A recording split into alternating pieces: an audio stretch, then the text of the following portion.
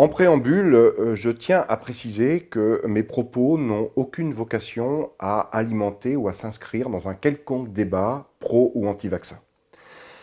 Mes propos, outre leur vocation pédagogique, ont pour but de soulever un certain nombre de questionnements et d'analyser de façon la plus objective possible les risques potentiels liés à la nouvelle génération de vaccins pour lutter contre la Covid-19.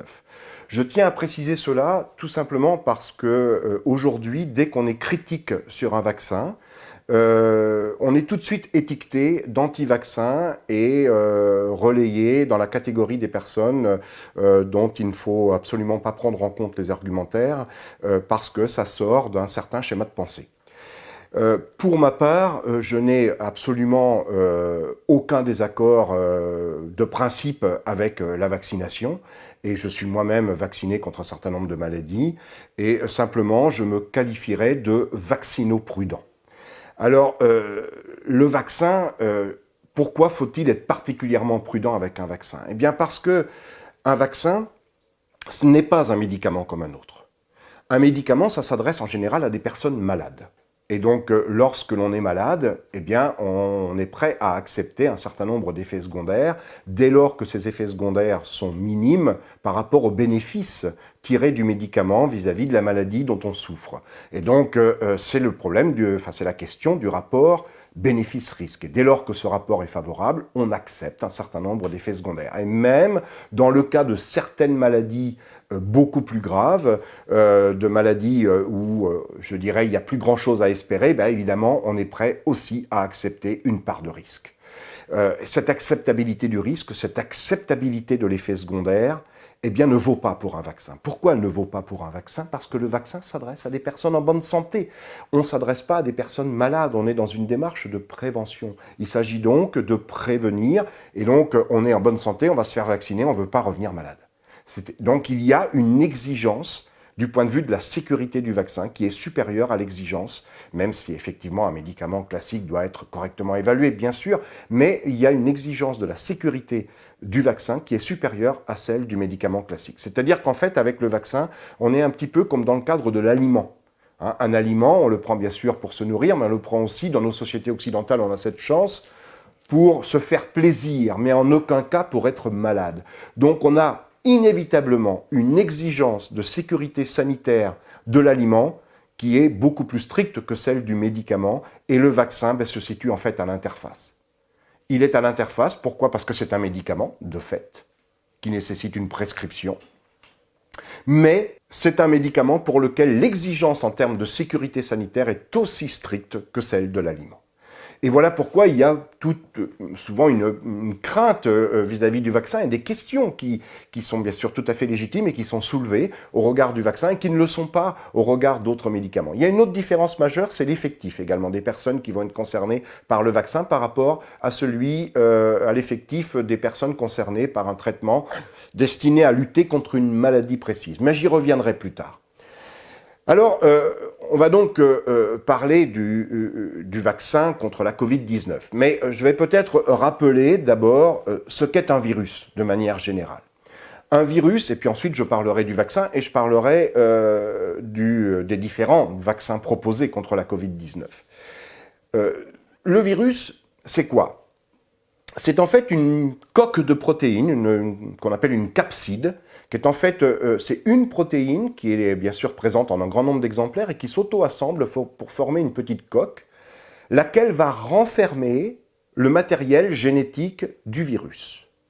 Donc une coque protéique dans laquelle il y a le matériel génétique du virus. Ça, c'est les virus les plus simples, si je puis dire, qu'on appelle des virus nus. Virus nu par opposition à virus enveloppé. C'est quoi un virus enveloppé? C'est la même chose, mais en plus de la capside qui contient le matériel génétique, il y a autour une enveloppe qui est en fait une bicouche de graisse dans laquelle est enchâssé plusieurs exemplaires d'une protéine qu'on appelle la protéine de surface. Dans le cas du coronavirus, des coronavirus, plus précisément du coronavirus qui est responsable de la Covid-19, qu'on appelle le SARS-CoV-2, eh bien cette protéine de surface s'appelle la protéine Spike.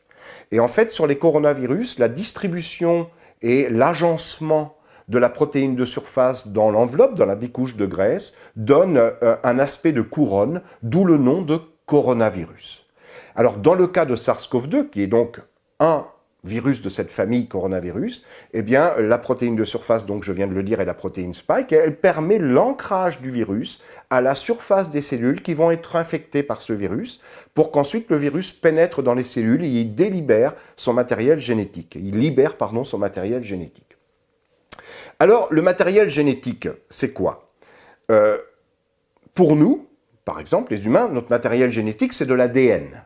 De l'ADN, et dans l'ADN, il y a ce qu'on appelle des gènes, et un certain nombre de ces gènes détiennent le secret de fabrication des protéines. Les protéines, donc, sont des grosses molécules qui sont en fait un petit peu les acteurs de tous les processus biologiques qui ont lieu dans nos cellules. Et donc, les gènes, qui sont donc de l'ADN, détiennent le secret de fabrication des protéines. Mais en fait, on ne passe pas directement du gène à la protéine. Le gène, l'ADN, doit d'abord être converti en une molécule qu'on appelle de l'ARN et qui sera en fait un intermédiaire entre l'ADN et la protéine, un intermédiaire qu'on appelle un messager, d'où le nom d'ARN messager dont on entend beaucoup parler en ce moment à propos de certains vaccins contre la Covid-19. Donc, entre l'ADN et la protéine, il y a un intermédiaire qui est un ARN qui contient toujours le langage génétique, c'est-à-dire qu'en fait, il y a conversion du langage génétique contenu dans l'ADN en un langage génétique toujours le même, mais contenu dans une molécule d'ARN. Ce processus de conversion de l'ADN en ARN s'appelle la transcription. Et l'ARN, ensuite, eh bien, va être décodé pour pouvoir fabriquer une protéine. Donc, on passe à ce moment-là du langage génétique contenu dans l'ARN en un langage protéique, donc celui des protéines, et ça s'appelle d'ailleurs la traduction. On passe d'un langage à un autre. Donc, deux étapes pour passer du gène à la protéine. Une première étape, la transcription, conversion de l'ADN en ARN. Seconde étape, la traduction, passage de l'ARN à la protéine. Dans le cas des virus, le matériel génétique est pour certains virus de l'ADN. Et donc, dans ce cas-là, comment fonctionne le virus? Le virus va injecter dans la cellule qui l'infecte son matériel génétique. Et ce matériel génétique va alors être pris en charge par la cellule infectée, qui va transcrire l'ADN du virus en ARN, puis traduire l'ARN viral en protéine virale. Et donc permettre de produire les différentes protéines virales qui vont s'assembler pour reformer la capside, pour emprisonner du matériel génétique que la cellule va multiplier également, et les particules virales vont se multiplier, vont quitter la cellule pour aller infecter d'autres cellules, voire d'autres individus, etc. Voilà comment ça fonctionne le virus dans la vraie vie. Donc le virus doit injecter son matériel génétique dans la cellule qui l'infecte et détourner la machinerie cellulaire de la cellule infectée à son profit. Pourquoi? Parce que le virus n'est pas autonome. Le virus n'a pas la capacité lui-même de fabriquer ses propres protéines. Il doit injecter son matériel génétique dans les cellules qu'il infecte et faire en sorte que la machinerie cellulaire de ces cellules infectées soit détournée à son propre profit. Alors il se trouve qu'il y a des virus dont le matériel génétique n'est pas de l'ADN, mais directement de l'ARN, c'est-à-dire directement l'intermédiaire. Et c'est le cas des coronavirus, et c'est donc le cas du virus SARS-CoV-2 responsable de la Covid-19, donc en particulier. Dans ce cas-là, le virus injecte son ARN qui est directement pris en charge par la machinerie de traduction de la cellule infectée, qui n'aura pas besoin donc de transcrire, c'est déjà fait, mais qui va traduire cet ARN en protéines virales qui vont permettre l'assemblage de particules virales, etc. Et on retombe dans le même schéma que celui que je viens de décrire pour les virus à ADN. Alors SARS-CoV-2, c'est donc un virus à ARN. Voilà, donc on a affaire à un virus enveloppé, dans le cas de SARS-CoV-2, c'est-à-dire qu'en plus de la capside qui contient l'ARN, on a une enveloppe, une bicouche de graisse, à la surface de laquelle se trouve donc un certain nombre d'exemplaires de la protéine spike qui permet à ce virus de s'ancrer sur les cellules cibles et de les infecter, c'est-à-dire de leur injecter son matériel génétique pour que la cellule donc l'utilise et fabrique des nouvelles particules virales. Alors maintenant, le vaccin, c'est quoi le vaccin?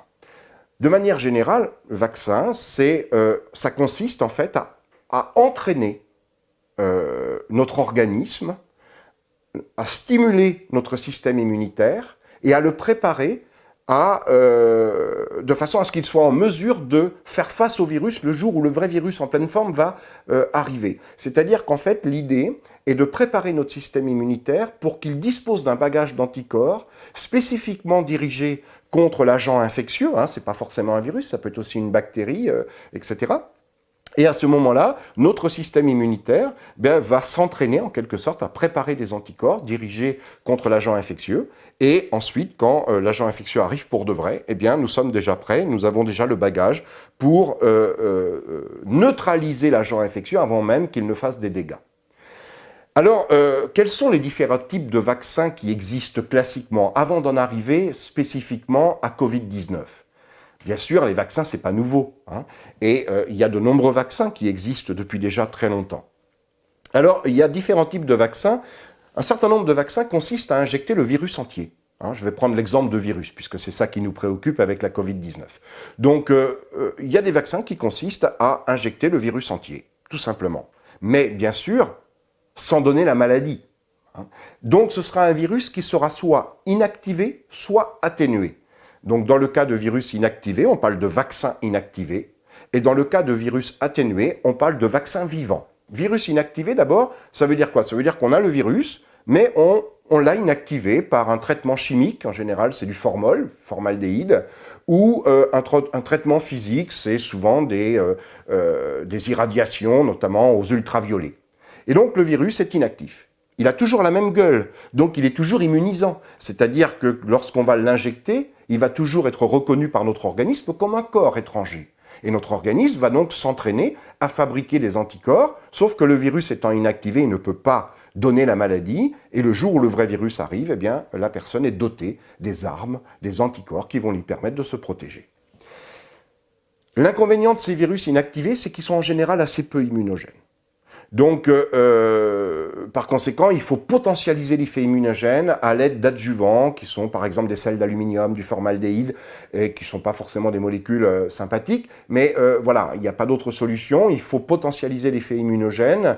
Et puis, il faut des injections répétées parce que voilà, il est peu efficace, ce vaccin.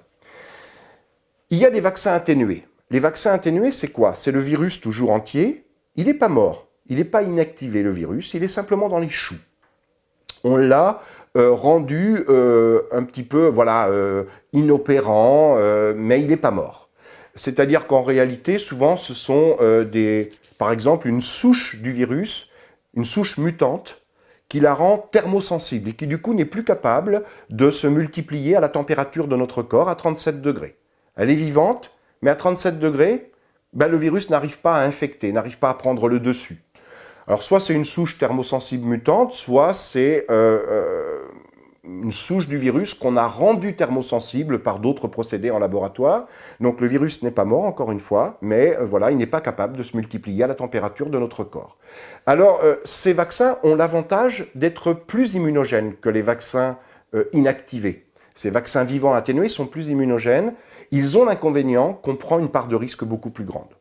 Pourquoi? Tout simplement parce qu'ils ne sont pas morts.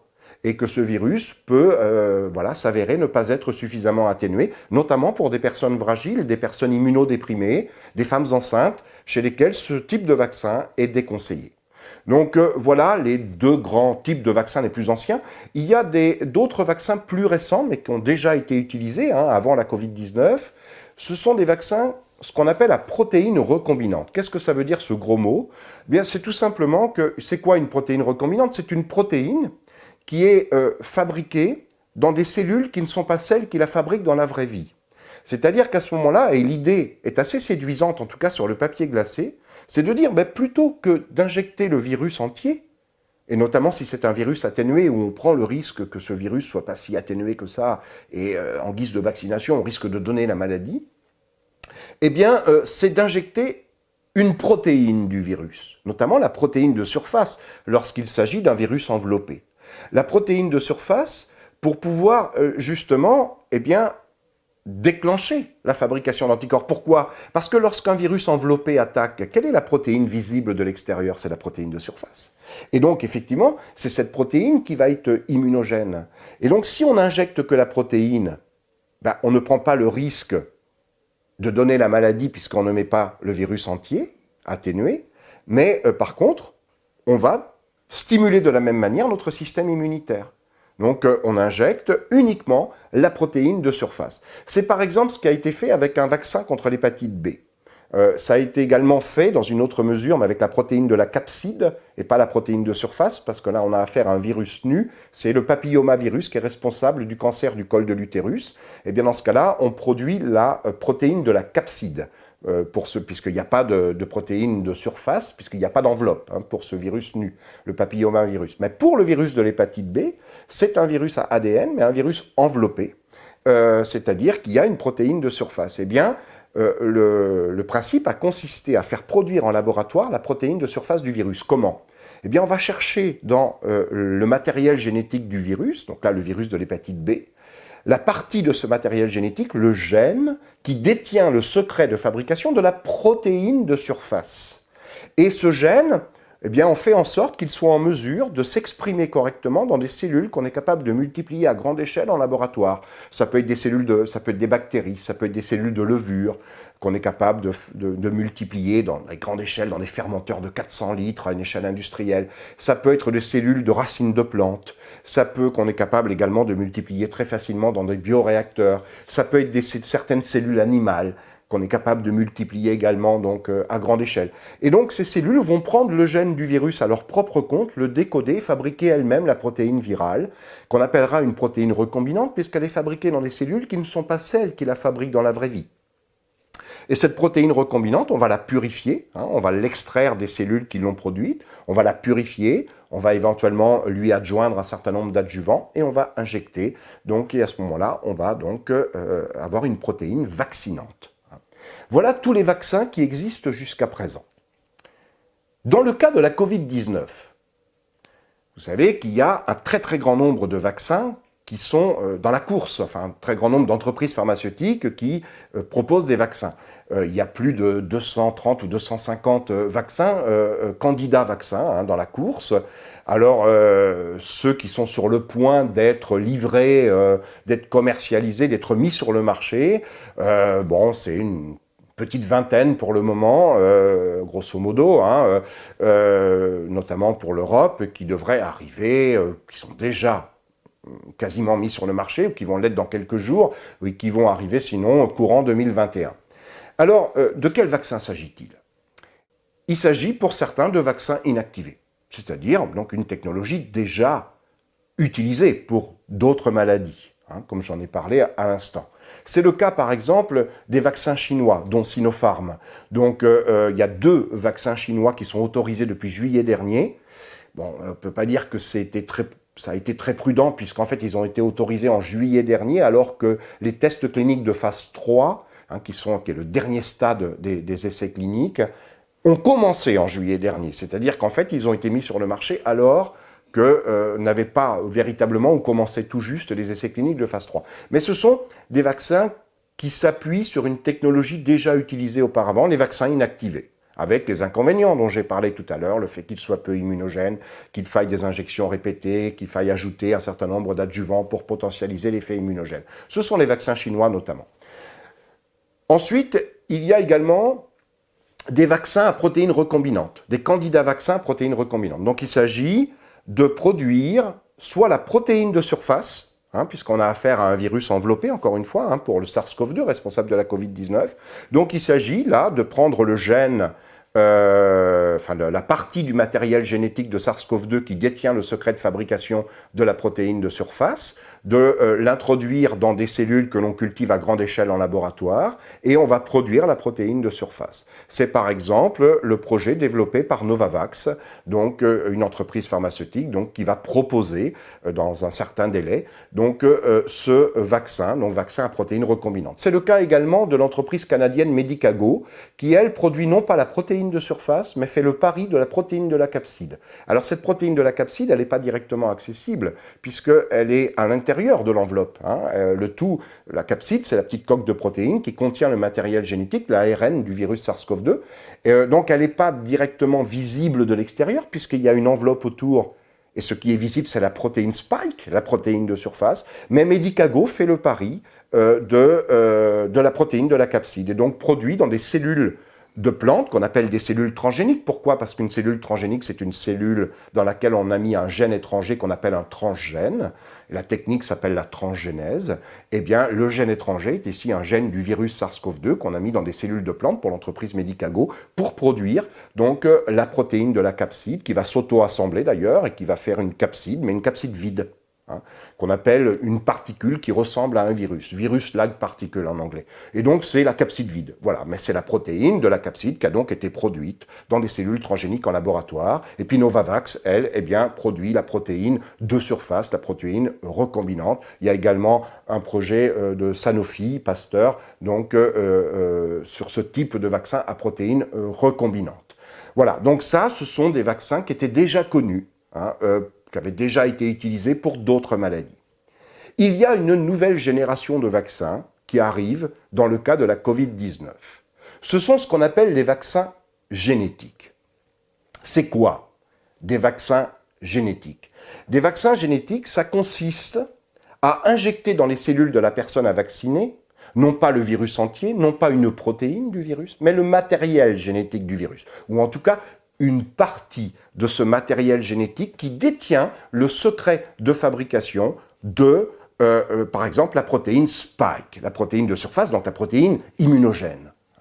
Et l'idée est alors de faire fabriquer cette protéine directement par les cellules de la personne que l'on cherche à vacciner. C'est-à-dire qu'on introduit dans ces cellules le matériel génétique, une partie du matériel génétique qui code cette protéine, qui détient le secret de sa fabrication, et c'est nos propres cellules qui vont prendre en charge ce matériel génétique pour le décoder et fabriquer elles-mêmes la protéine Spike. Alors, ce matériel génétique, ces vaccins génétiques, eh bien, ça peut être de l'ARN, puisque le virus SARS-CoV-2 est un virus à ARN. Donc, quand je dis la partie du matériel génétique qui détient le secret de fabrication de la protéine Spike, je parle d'un morceau de l'ARN viral.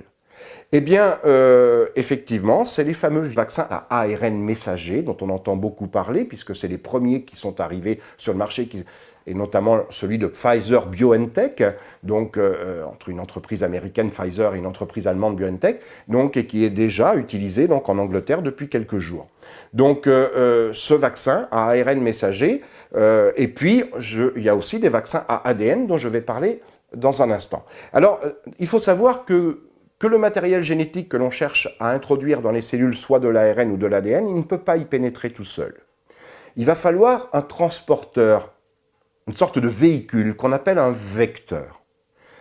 Dans le cas de l'ARN, c'est quoi ce vecteur? C'est une petite capsule de graisse, minuscule.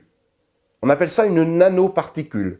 Le nanomètre, c'est un milliardième de mètre. Une nanoparticule, c'est une particule qui a une taille de l'ordre du nanomètre, du milliardième de mètre. Donc c'est une extrême minuscule particule de graisse, c'est une bicouche de graisse en fait, dans laquelle on a emprisonné le matériel génétique de SARS-CoV-2, en tout cas la partie du matériel génétique de SARS-CoV-2 qui détient le secret de fabrication de la protéine Spike. Et on va injecter cette nanoparticule de graisse dans laquelle est emprisonné donc ce matériel génétique de SARS-CoV-2. Et en fait, nos propres cellules sont elles-mêmes limitées par une bicouche de graisse. C'est-à-dire que ce qui limite nos cellules, qu'on appelle la membrane plasmique, c'est une bicouche de graisse. Et donc cette bicouche de graisse n'aura aucune difficulté à venir fusionner avec la bicouche de graisse de nos cellules pour libérer son contenu dans la cellule, c'est-à-dire son contenu, c'est-à-dire la partie du matériel génétique de SARS-CoV-2 qui détient le secret de fabrication de la protéine Spike. Et donc nos cellules vont alors prendre cet ARN viral à leur propre compte, le décoder et fabriquer la protéine Spike. Donc ça, c'est donc les vaccins dont on parle beaucoup avec d'une part Pfizer-BioNTech et d'autre part Moderna. On a d'autres vaccins génétiques qui sont des vaccins à ADN. Alors, en fait, vous allez me dire comment c'est possible, puisque SARS-CoV-2 est un virus à ARN. Alors je m'explique. Là, il s'agit en fait d'utiliser un vecteur qui n'est pas une nanoparticule de graisse, mais qui est un virus. Pas le virus SARS-CoV-2, un autre virus. Un virus qu'on va utiliser pour ses propriétés naturelles de virus, qui sont celles de pouvoir injecter du matériel génétique dans les cellules, puisque c'est ce que fait un virus. Un virus, quand il infecte les cellules hôtes, eh bien, il y injecte son propre matériel génétique. Il a donc cette capacité naturelle à véhiculer du matériel génétique dans les cellules qu'il infecte. Eh bien, utilisons cette propriété naturelle du virus. Alors, dans le cas des vaccins qui sont développés notamment par AstraZeneca ou par également Sputnik, vous savez, le fameux, donc c'est l'Institut Gamaleya en Russie qui développe le vaccin Sputnik, eh bien, ce sont des vaccins qui utilisent comme vecteur du virus recombinant. Ce virus recombinant est un adénovirus. C'est quoi un adénovirus? Comme son nom l'indique, c'est un virus à ADN, son matériel génétique est de l'ADN. Et cet adénovirus, vous savez, c'est des virus qui sont notamment responsables de certains, ce qu'on appelle un état grippal. C'est-à-dire souvent, l'hiver, on a un petit rhume, on a mal à la gorge, une petite pharyngite, et on dit c'est la grippe. En fait, c'est pas la grippe. Quand c'est la grippe, on a les dents qui poussent, on n'est pas bien, on est vraiment très malade. Hein. Là, c'est un état grippal, c'est-à-dire que voilà, on a le nez qui coule, un petit mal à la gorge et tout. C'est souvent un adénovirus. Alors, c'est pas un virus très méchant. Hein. Donc, c'est aussi l'intérêt de prendre ce virus, qui n'est pas très méchant, mais de toute façon, ce virus a été désarmé. Ça veut dire quoi, désarmé? Ça veut dire qu'on l'a rendu inopérant. Comment? Eh bien, en éliminant une partie de son matériel génétique responsable de sa virulence. Et la partie de son matériel génétique qu'on a éliminé pour le rendre inopérant, pour le désarmer, a été remplacée par une partie du matériel génétique de SARS-CoV-2 qui détient le secret de fabrication de la protéine Spike. Et ce qui veut dire que cet adénovirus va alors délivrer dans nos cellules du matériel génétique hybride, qui est une partie de son propre matériel génétique et une partie du matériel génétique de SARS-CoV-2. Ça s'appelle un virus recombinant parce qu'on a fait en fait une recombinaison de son matériel génétique puisqu'on a inséré du matériel génétique d'un virus, le virus contre lequel on cherche à vacciner, SARS-CoV-2, dans le matériel génétique naturel de ce virus utilisé comme vecteur. Alors évidemment, il y a un petit souci. L'adénovirus, c'est un virus à ADN. Le SARS-CoV-2, c'est un virus à ARN. Or, il est impossible d'insérer de l'ARN dans de l'ADN, tout comme il est impossible de faire le contraire. Donc, on ne peut pas insérer de l'ARN dans de l'ADN. Ça veut dire que, comment on a fait? Eh bien, l'ARN du virus SARS-CoV-2, on l'a converti en ADN. Comment est-ce possible? Je vous ai dit qu'on pouvait passer de l'ADN à l'ARN, ça se fait dans nos cellules, ça se fait naturellement, ça s'appelle la transcription. On convertit le langage génétique contenu dans l'ADN en langage génétique contenu dans l'ARN. Mais le passage inverse de l'ARN à l'ADN, est-ce possible? Eh bien, c'est possible grâce à une enzyme virale. Par exemple, typiquement le virus du sida, qui est un virus à ARN, mais qui, dans son cycle de développement, a besoin, contrairement à SARS-CoV-2, de convertir son ARN en ADN. Puis ensuite, cet ADN est transcrit puis traduit en protéines virales. Donc, en fait, il existe une enzyme dans le virus VIH, et pas seulement dans ce virus-là, dans d'autres virus qu'on appelle des rétrovirus.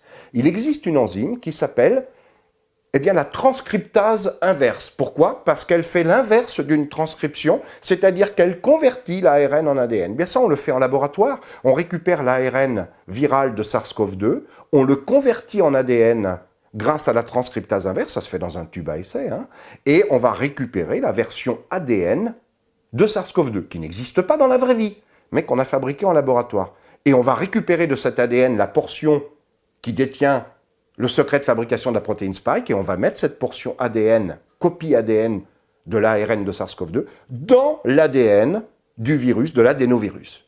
Et à ce moment-là, on va utiliser les propriétés naturelles de l'adénovirus à délivrer, cette fois-ci, non plus de l'ARN, mais de l'ADN recombinant, dont une partie sera ce qui reste de l'ADN de l'adénovirus, la partie qu'on n'a pas éliminée, et l'autre partie sera une copie ADN de l'ARN de SARS-CoV-2 qui détient le secret de fabrication de la protéine Spike. Et à ce moment-là, nos cellules ne vont pas se contenter de traduire, elles vont transcrire en ARN, puis traduire en protéine Spike.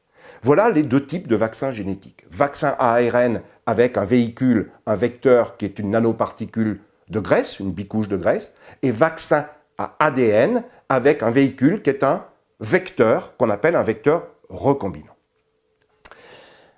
Alors maintenant, quels sont les questionnements nouveaux et les risques nouveaux potentiels que cela engendre? Ces vaccins génétiques, donc, qu'on n'a jamais utilisés ou quasiment jamais jusqu'à présent, et qu'on veut utiliser contre la Covid-19. Pour un certain nombre d'industries pharmaceutiques, ce sont ces vaccins qui sont proposés. Alors, d'abord, prenons le cas des vaccins à ADN, type AstraZeneca, Sputnik. Ces virus à ADN, ces vaccins à ADN, qui utilisent donc un vecteur viral, un vecteur recombinant, un adénovirus, eh bien, vont injecter de l'ADN. Dès lors qu'on injecte de l'ADN dans nos cellules, je rappelle que notre propre matériel génétique de nos cellules, c'est de l'ADN. Et contrairement à l'ARN qui ne peut pas s'intégrer dans l'ADN, comme je l'ai dit tout à l'heure, l'ADN, lui, peut s'intégrer dans l'ADN. Et donc, on a des risques d'intégration de l'ADN vaccinant dans nos propres chromosomes. Alors, c'est-à-dire qu'il peut aller s'insérer. Le problème, c'est qu'on ne maîtrise absolument pas l'endroit où ça peut s'insérer. Et ça, on a déjà un petit peu malheureusement, d'expériences malheureuses avec ça, parce que ce type de vecteurs qu'on appelle des virus recombinants sont déjà utilisés dans un certain nombre d'essais cliniques, notamment de thérapie génique. C'est quoi la thérapie génique ? Le but, c'est d'introduire dans nos cellules, dans les cellules d'un enfant malade par exemple, un enfant par exemple qui a un gène muté qui le rend très malade, donc un gène abîmé. Et on veut lui apporter la version normale de ce gène, c'est-à-dire un gène réparateur. Il s'agit donc d'un gène humain qu'on introduit dans des cellules humaines. Ce n'est donc pas de l'ADN étranger. Mais, par contre, cet ADN, d'ailleurs, on veut qu'il aille s'insérer dans les chromosomes du patient, dans les chromosomes de l'enfant, pour qu'il s'y maintienne de façon stable et qu'il permette de réparer de façon pérenne le gène abîmé chez l'enfant. Donc là, il y a une volonté qu'il aille s'intégrer. Cette volonté, on ne l'a pas dans le cas du vaccin. Mais ça peut arriver. Mais dans le cas de la thérapie génique, c'est vraiment la volonté, c'est que ça aille s'intégrer. Le problème, c'est qu'on ne maîtrise pas l'endroit où ça va s'intégrer. Et il y a eu notamment un essai de thérapie génique réalisé sur 10 enfants, où 2 de ces 10 enfants ont eu de gros problèmes parce que l'ADN réparateur est allé s'insérer à un endroit malheureux.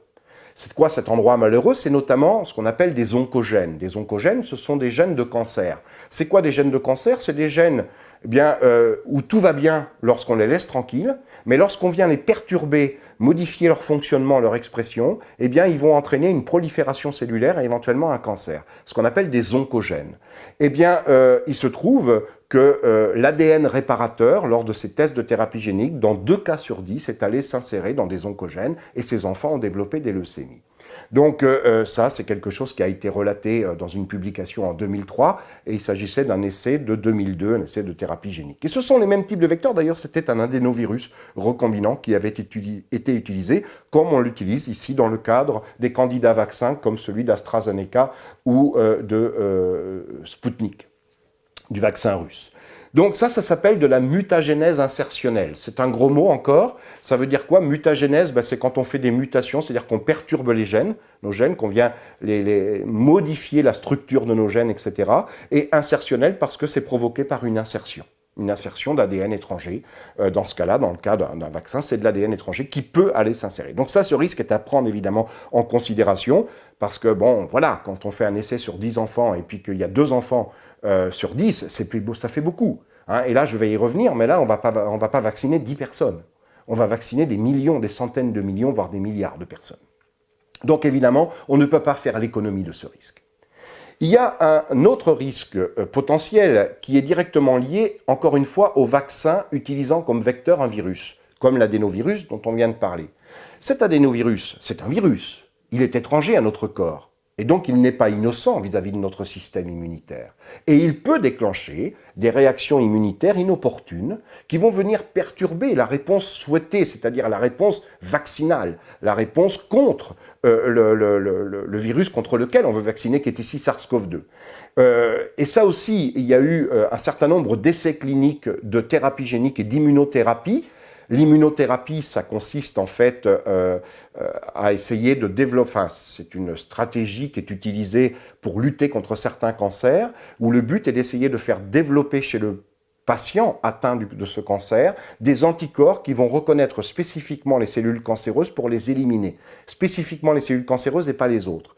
Et donc, ça passe aussi par une délivrance de matériel génétique qui utilise comme vecteur des virus recombinants, tels que les adénovirus. Et il y a eu un certain nombre d'essais cliniques en Belgique, par exemple, d'immunothérapie, qui ont conduit à de l'immunotoxicité, c'est-à-dire des réponses immunitaires indésirées, qui peuvent aller de la maladie auto-immune à des choses beaucoup plus méchantes encore et beaucoup plus sévères, comme une réponse inflammatoire systémique fatale qui a provoqué, dans le cas d'un essai de thérapie génique sur 18 personnes, eh bien l'une de ces 18 personnes a été, à cause du virus, a eu une réaction, une réponse inflammatoire systémique fatale qui a conduit à sa mort. Donc évidemment, une personne sur 18, bon, voilà, ça mérite quand même même si ce n'est pas un effectif peut-être suffisant pour faire des statistiques, mais en tout cas suffisamment inquiétant pour prendre des précautions, dès lors qu'encore une fois, on va ici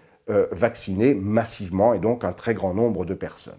Donc, risque d'insertion pour les vaccins à ADN, risque d'immunotoxicité, vaccin à ADN qui utilise en fait un vecteur qui est un virus recombinant, immunotoxicité liée à ce virus recombinant.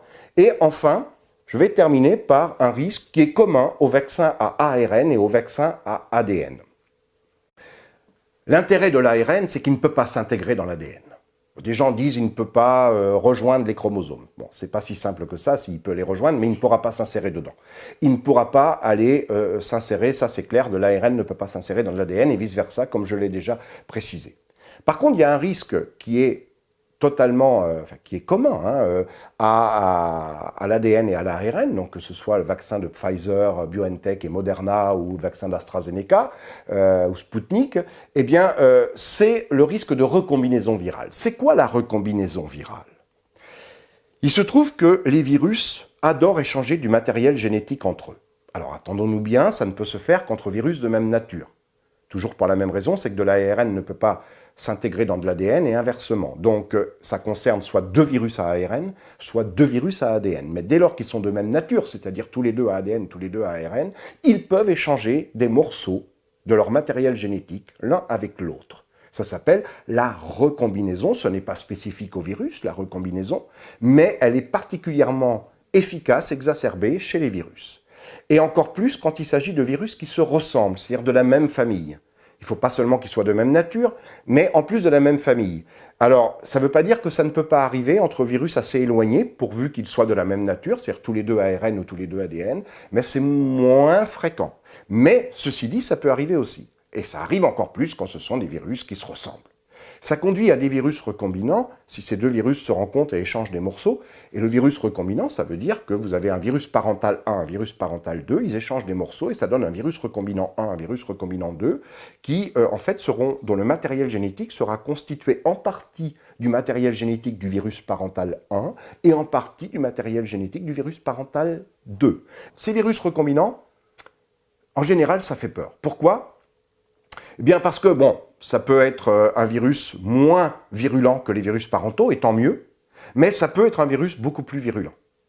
Et c'est quelque chose qui inquiète toujours parce qu'on ne sait jamais dans quel sens ça va évoluer. Et un virus recombinant, vous en avez beaucoup entendu parler il n'y a pas très longtemps, c'est le virus H1N1. Virus H1N1 qui est en fait un triple recombinant, puisque c'est un recombinant entre une souche de la grippe aviaire, de la grippe porcine et de la grippe humaine. Et ça, vous vous rappelez à quel point on a été très inquiet avec cette histoire de virus H1N1. Fort heureusement, il est très vite disparu, il a très vite disparu et tant mieux, mais on ne sait jamais dans quel sens ça va partir. Alors évidemment, pour que ça arrive, il faut qu'une cellule soit infectée par deux virus en même temps. Ce qui est, heureusement pour nous, extrêmement peu probable. Sauf que dès lors qu'on introduit du matériel génétique viral volontairement dans des cellules, par exemple à des fins de vaccination, les vaccins génétiques, il suffit que ces mêmes cellules soient infectées par un autre virus de même nature pour que ces événements puissent se produire entre le matériel génétique vaccinant et le matériel génétique infectant. Et ça va conduire à des virus recombinants. Alors évidemment, ce sont des probabilités en termes de fréquence d'événements qui sont extrêmement faibles. Pourquoi ? Eh bien, parce qu'il faut que les cellules soient infectées les cellules qui ont reçu le matériel génétique vaccinant soient infectées par un autre virus de même nature, hein, et au même moment. Évidemment, ça fait des probabilités, et puis il faut que ça recombine et que ça donne un virus recombinant plus méchant que le virus de départ. Ça fait beaucoup de facteurs, ça fait beaucoup d'éléments qui font que, on va dire, la probabilité que ça arrive est certainement extrêmement faible. Oui, et c'est vrai, elle est certainement extrêmement faible. Alors, je sais pas, parlons d'une fréquence faible de recombinaison de 10-7, 10-8. Ça veut dire quoi? Ça veut dire une personne sur 10 millions ou une personne sur 100 millions. On va dire, écoutez, c'est faible comme fréquence. Et quand bien même ça arriverait, c'est très malheureux pour la personne chez qui ça va arriver. Mais c'est une personne sur 10 millions, sur 100 millions. C'est malheureux pour elle, mais pour tous les autres, ça se sera bien passé. Et donc, le risque en vaut la chandelle, on dira, par exemple. Bon, pourquoi pas?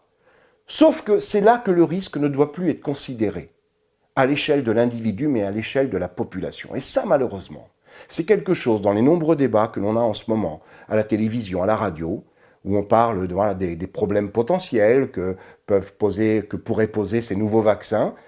Cette question du risque à l'échelle de la population n'est jamais, jamais abordée. Qu'est-ce que ça veut dire?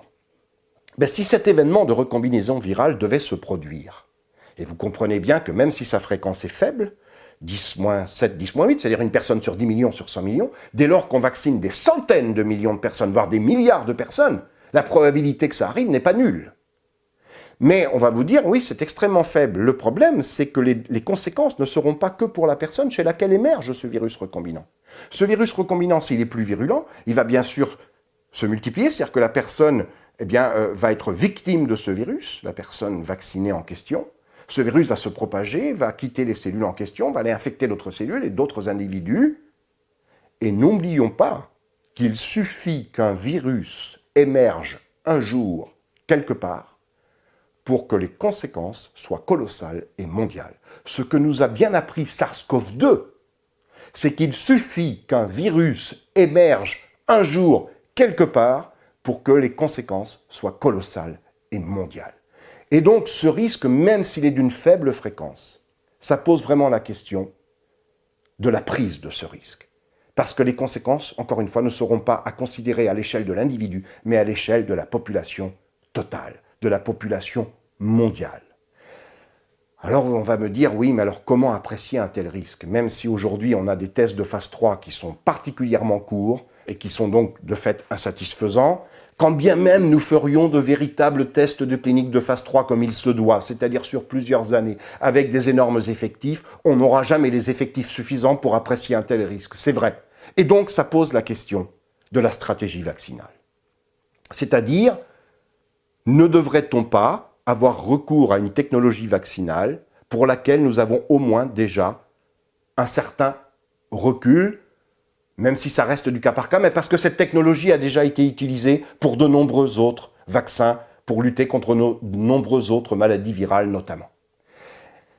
Et de ce point de vue-là, peut-être que les Chinois, même s'ils sont allés un peu vite en besogne, puisqu'ils ont autorisé leur vaccin avant même que ne démarre, ou au moment où a démarré les essais cliniques de phase 3, au moins ils s'appuient sur une technologie qui a déjà été largement utilisée. Là, on a une technologie nouvelle. Et j'ai envie de dire vraiment, voilà, on a un nouveau virus qui s'appelle SARS-CoV-2, qui nous réserve d'énormes surprises, qui est absolument totalement incompréhensible par certains aspects. 3 personnes infectées dans le même foyer, on dit un cluster, parce qu'il faut parler anglais pour faire intelligent, mais dans le même foyer, c'est-à-dire un même groupe de personnes, 3 personnes qui vont être infectées, donc de toute évidence par exactement la même souche, et bien pourtant n'auront pas les mêmes symptômes. En dehors du fait que si la personne est vulnérable, fragile, elle va peut-être avoir une forme grave et se retrouver en réanimation à l'hôpital. Mais même pour les formes pas graves, eh bien on n'a pas les mêmes symptômes. Il y a des personnes qui vont perdre le goût et l'odorat sans le retrouver avant plusieurs mois, d'autres qui vont le retrouver au bout de quelques jours, d'autres qui ne l'ont pas encore retrouvé alors qu'ils ont été infectés carrément au mois de mars, au début, pour ce qui est de la France, du premier confinement. Donc voilà, c'est imprévisible. Et donc, n'ajoutons pas à l'incertitude et à l'imprévisibilité d'un virus, l'incertitude et l'imprévisibilité d'une technologie. Je trouve qu'on fait un cumul de choses qui n'est pas acceptable. On a ici affaire à un nouveau virus, et donc, pourquoi avoir affaire à une nouvelle technologie alors qu'il existe d'autres technologies pour lesquelles on a quand même un petit peu plus de recul. Et puis ça pose aussi la question des autres stratégies que les stratégies vaccinales, des stratégies thérapeutiques, préventives ou curatives. Il y en a un certain nombre qui sont en développement dans les laboratoires, mais il se trouve que du point de vue de l'aide financière, les États ont mis tous les œufs dans le même panier en misant tout sur le vaccin et en donnant beaucoup d'argent à des entreprises pharmaceutiques qui développent des projets de vaccins et en laissant de côté d'autres projets qui pourraient peut-être s'avérer très prometteurs. Donc ne devrait-on pas être prudent? Par exemple, on nous dit « la France est en retard ». La France est en retard parce que le vaccin français va arriver plus tardivement, a priori, que les autres vaccins. Mais on n'est pas dans une compétition sportive. On n'est pas, la question n'est pas de savoir qui va arriver le premier sur la ligne, mais qui va arriver. Et qui va arriver dans les bonnes conditions. Et moi, personnellement, qu'on me dise qu'une entreprise, son vaccin ne va pas être prêt tout de suite, ça me rassure. C'est pas forcément, ça ne veut pas dire qu'il n'y aura pas forcément de problème, mais en tout cas, il ne faut pas faire n'importe quoi. Il s'agit d'essayer de lutter contre une pandémie et il ne faut pas lutter n'importe comment parce qu'il ne faut pas que le remède soit pire que le mal.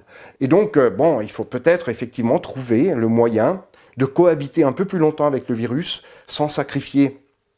Trouver des solutions avec des gestes barrières, bien sûr, avec des masques qui ne sont pas agréables, on est bien d'accord avec ça, mais est-ce que ça ne vaut pas le coup de cohabiter un peu plus en essayant toutefois de ne pas tout sacrifier, bien sûr, mais de trouver ce compromis pour se donner plus de temps et pour avoir une véritable thérapie. La biosécurité, la fiabilité n'est pas compatible avec l'urgence, que cette urgence soit d'ordre politique, sanitaire ou une urgence financière pour toutes les entreprises qui se sont lancées dans la compétition, dans la course au vaccin. Parce que du coup, pour elles, c'est véritablement de la compétition. Mais on ne doit pas tomber dans ce jeu de la compétition. On doit mettre en avant la sécurité. Voilà. C'est tout le sens de mon propos. J'espère franchement me tromper dans tous les risques que j'annonce. J'espère avoir tort. J'espère que l'avenir me donnera tort. Je ne souhaite que ça, du fond de mon cœur. Par contre, j'espère qu'on ne m'invitera pas sur des plateaux télé ou ailleurs pour me dire « vous l'aviez dit et ça s'est passé ». Non, je ne passerai pas pour un prophète. C'est simplement, et je ne lis pas dans le mar de café, c'est simplement qu'il y a des risques qu'il faut mettre sur la table et qu'il faut savoir appréhender le moment venu. C'est tout ce que je voulais vous dire, et voilà, je vous souhaite une bonne santé, prenez soin de vous, passez de bonnes fêtes, puisque cet enregistrement est fait à la veille des fêtes de Noël. Je vous remercie.